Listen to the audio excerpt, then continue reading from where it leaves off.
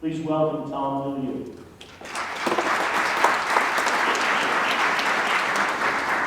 Thank you very much. Well, it's incredibly kind.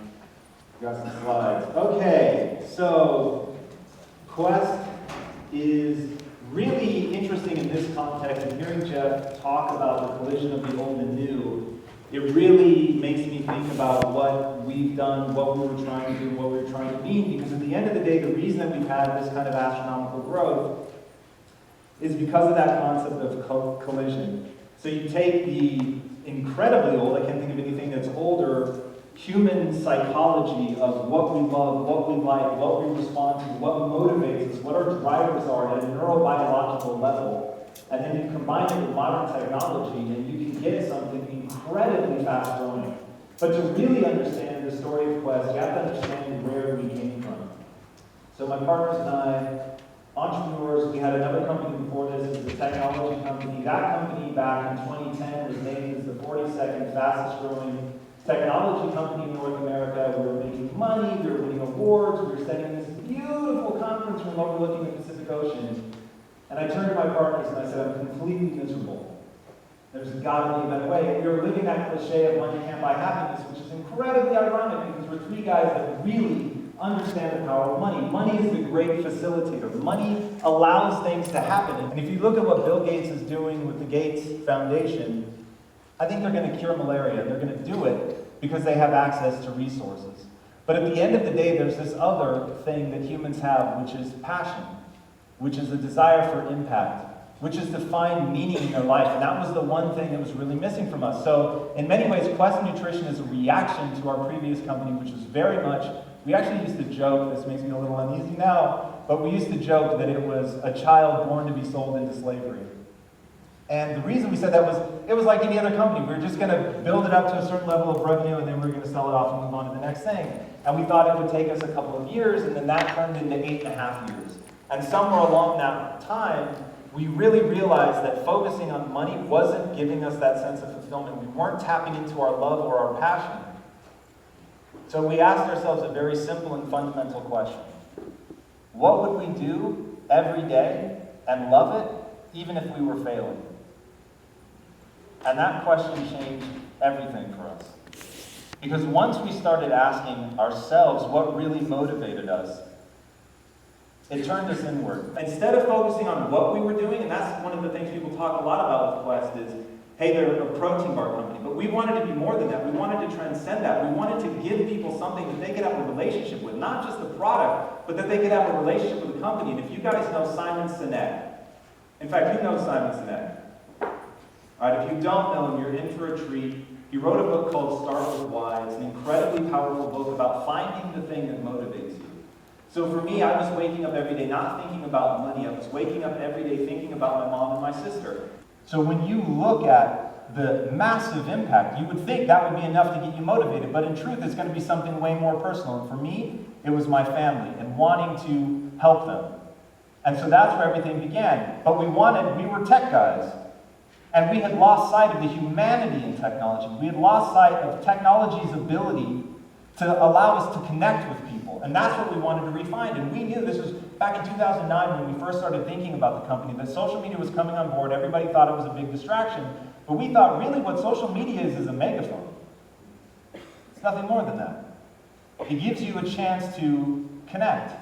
It gives you a chance to reach somebody who then can have a global audience to talk about that interaction with you within minutes of encountering you. And we thought, if we could remember one simple thing, that it's about authentic connection. That our goal, because at the time, Quest didn't exist, it was nothing. We couldn't even give away the protein bars. And if you guys know our company, that's kind of funny now with the growth that we've had. And people will now stand online for an hour at our trade shows, for an hour, to get a free bar. We couldn't give them away. So in the beginning we said, this isn't about money. We already know what that looks like. We know what it looks like to chase money. What we want to do is connect. We want to bring value. We want to create value. And in fact, that has to be the lead of everything that we do from a company standpoint, whether it's marketing, whether it's customer service, whether it's product design, all of it has to be designed to bring value. So that meant, even if we had the option between something that was more profitable and something that delivered more value, we chose the thing that delivered more value. Why? Because value is the only thing that's sustainable. Value is the only thing that lasts. And value is the only thing that people will pay for forever. So we wanted to authentically connect with people, and we wanted to recognize that there's a new generation, millennials. They have been oft maligned. But there's one immutable truth about millennials, and I think it'll ring true with you guys, because I'm sure you feel it yourselves. They want to add an impact.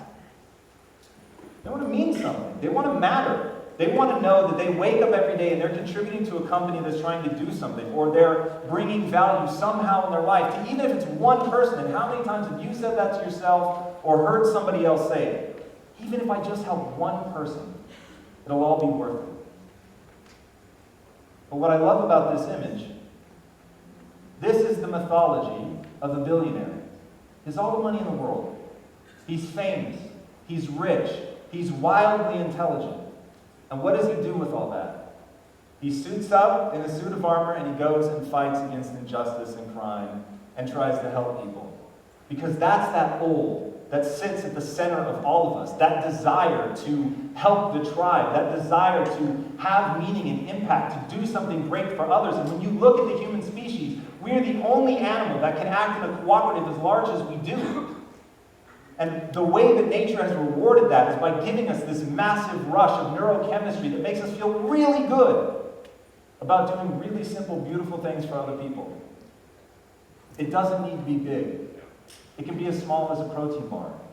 It can be taking that protein bar and turning it into an ingredient and then sharing that recipe. And sharing it all for free, by the way. And that's what we wanted to be the driver of our marketing. We wanted to understand that we wanted to connect. This is a new age for companies where you're dropping the veneer. You're stepping out front. Why do I go out and speak? Why do I have a social channel? I'm a total introvert, and I know none of you are going to believe that, but that's actually true. I'm completely introverted. If you left me alone, I would still be sitting at home in my bedroom right now. But at the end of the day, to be able to give something to people, to be able to impact them is such a call. Something that people hunger for, but you have to drop that veneer. And this is what social media, this is what that new modern technology is allowing us to do, to have a direct relationship with our customers, to show them how, as a company, we're trying to have impact, to show them how by eating our product, and this was big for us, we wanted to transcend our products, to show them what it meant to eat a Quest bar. And when you think about Apple and the success that they've had, it's because people feel a certain way about that logo, right? They feel a certain way about what does it mean to have that computer or that iPhone. It meant that you were one of the rebels, you were one of the crazy ones, you were an artist. You dared to dream. That's what it meant to have an Apple. It didn't have anything to do with the products, it had everything to do with the ethos of the brand. But how do you get that out in today's highly connected environment? You drop the veneer. You let people in. You let them see what you're doing, and you be very, very real. But I know you guys have a business to build, and I know you want very actionable things. Jeff was very specific about making sure that I gave you things that you can actually go and implement. This right here is the most important thing that I'm going to tell you about today, and it is the pyramid of influence. This is going to be the thing that you're going to supercharge your business with. This pyramid is how we grew our business 57,000% in our first 3 years alone. At the top of the pyramid are thought leaders. Thought leaders are the people that most people don't understand. But influencers pay attention to them. So think about a scientist. A scientist sits at the top of that. In fact, if any of you guys have R&D departments, I'm sure there's some food scientists that you guys have on staff that not everybody really understands. But you know enough to put that person in position and listen to what they say. Because while you may not understand the cellular biology, they do.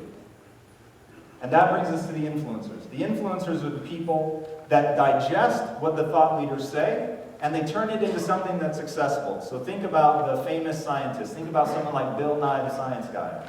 It's actually wicked smart. But he knows how to popularize science. He knows how to make it accessible. And making things accessible at the end of the day is what influencers do. Now, we're going to come back to these influencers. They are incredibly important. They're going to be your silver bullet in terms of getting your message out there, amplifying the ethos of your company, which should be very real and needs to be entirely focused on adding value. But once you have all of that in place, once you have killer products, now you have to get them out into the world. And the way that you're going to do that is through the influencers. Now, below the influencers are the masses. The masses listen to the influencers. Now, when you think about influencers, you want to think about reaching your 1,000 screaming fans. You've all read the book, I hope, The 4-Hour Workweek by Tim Ferriss, which changed my life. Certainly made me stop reading email, much to the chagrin of many people in my life. But in that, Tim Ferriss talks about finding 1,000 screaming fans that will buy anything your brand puts out. Now in that, there's obviously a tacit agreement that you're only going to put out things that are worth them buying, otherwise it stops being sustainable. Remember, the only thing that's sustainable is value creation. But if everything that you put out actually delivers value, then this becomes an incredibly powerful way to amplify that. Because you have 1,000 people who are going to go out and tell the rest of the world. Now, obviously, we're trying to get beyond 1,000, but if you focus on that in the beginning, you'll crush it later down the road. Now, when people think about reaching their 1,000 screaming fans, finding them, they think about these people, the famous among us. Dave Barham, I know you're thinking about famous people. And they are really effective. If you get any one of the people in this photo to go tout your product, it will sell more units. But they will be incredibly expensive. In fact, they may even ask for a piece of your company just to do it. But the people I would say you should be thinking about are these people. Now I'm going to guess none of you know who any of these people are. But they're the ones that people are listening to on an accessible level. They're the ones that you could get to talk about your product for free. And to give you an idea, does anybody know who this is? Wow. All right, this is Jenna Marbles. Jenna Marbles reaches 20 million people a day, and you don't know who she is. There is an army of people. By the way, this is her with her wax sculpture at Madame Tussauds. Okay, that's how big this woman is. She is absolutely massive. She is a YouTube celebrity at the highest level. She reaches 20 million people daily, and we sent her product, and she posted it all over her social channels.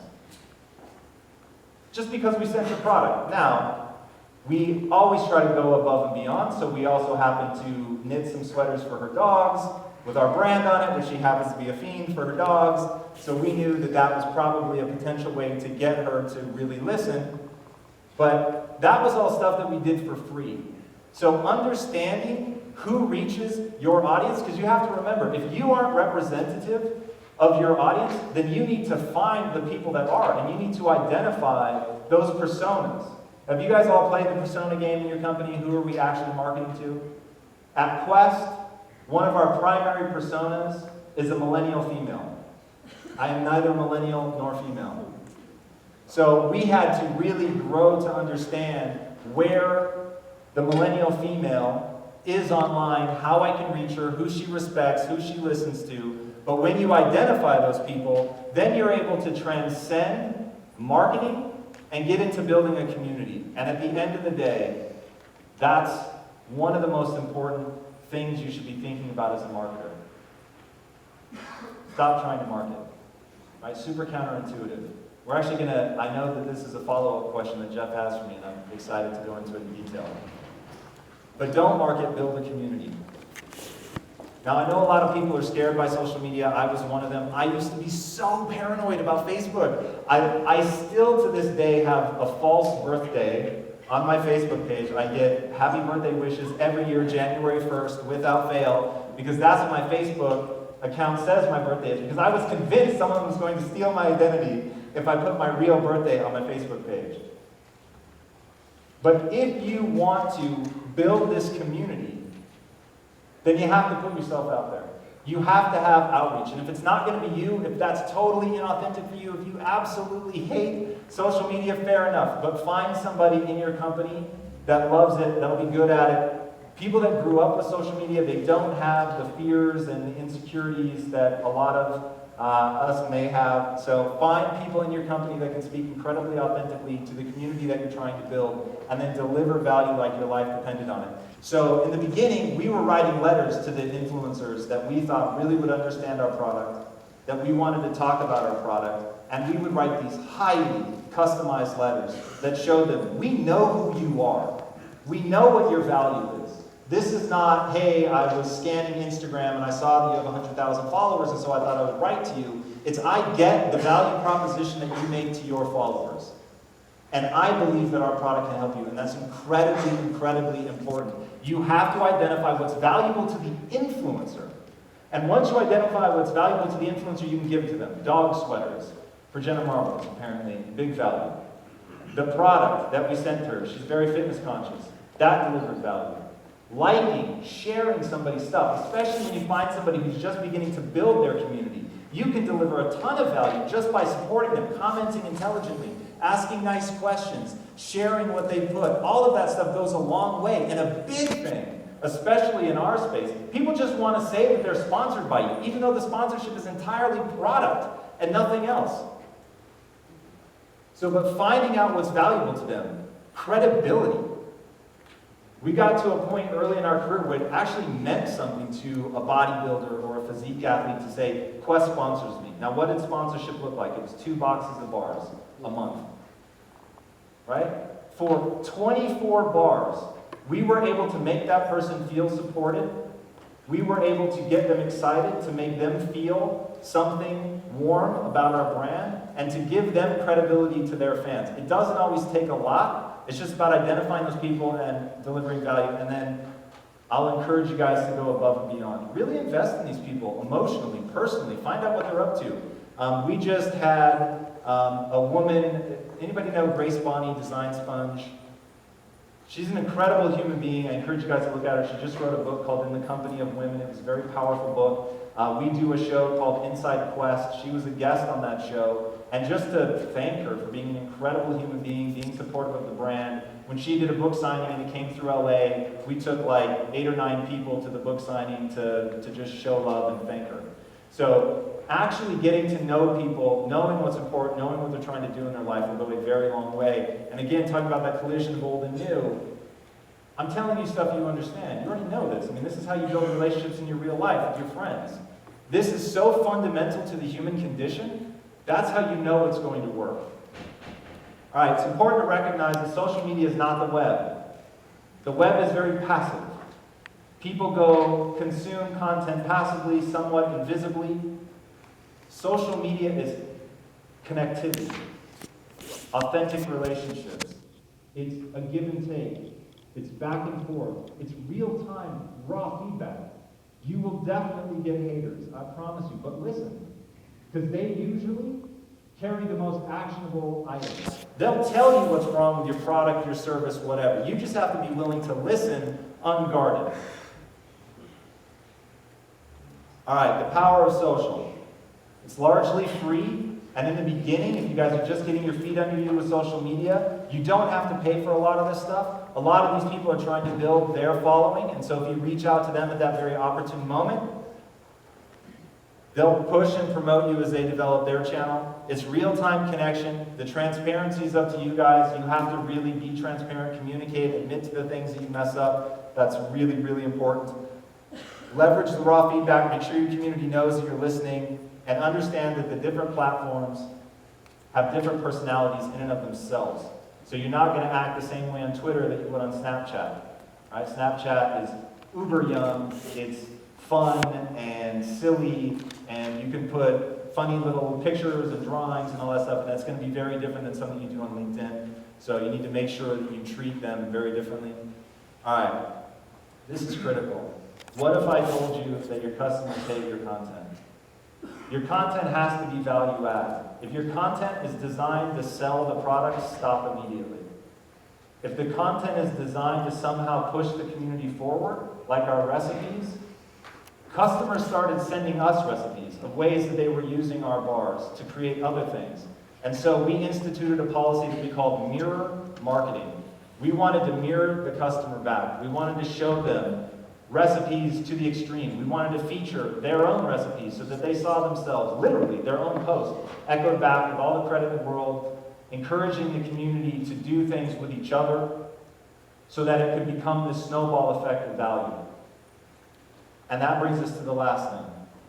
For all of this to work, for social media to take off, you have to deliver real and lasting value. That has to be the one thing that sits at the very core of your company. If you're going to leverage commerce, leverage technology, you also have to leverage the human condition. You have to leverage people's desire to connect with you, with your brand, with your product. You have to mean something, and you have to show people what it means to use your product. Thank you, guys.